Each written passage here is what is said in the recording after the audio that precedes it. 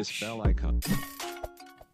आज मैं रो रहा था, ख्यालों में खो रहा था, तभी अंदर से आवाज आई कि लड़के रोते नहीं, इतने कमजोर वो होते नहीं।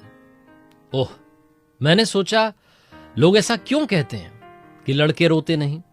क्या वो जिम्मेदारियां ढोते नहीं, या उनमें इमोशंस होते ही नहीं?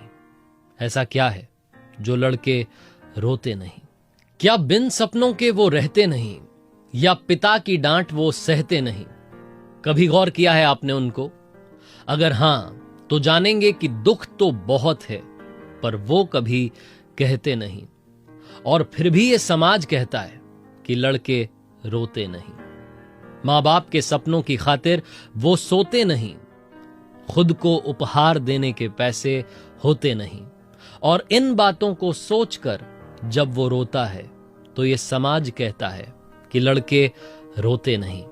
हम रोएं तो हंसकर कहोगे, ओ लड़का होकर रो रहा है। अरे मैं कहता हूं कि मैं रोऊं या हंसूं, तुमको क्या हो रहा है? क्या हमें रोने के लिए किसी की परमिशन चाहिए, या सरकारी दफ्तर में दस्तावेजों का सबमिशन चाहिए?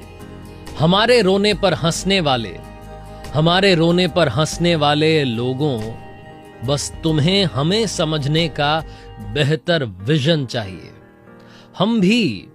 हम भी बिल्कुल तुम्हारे जैसे होते हैं।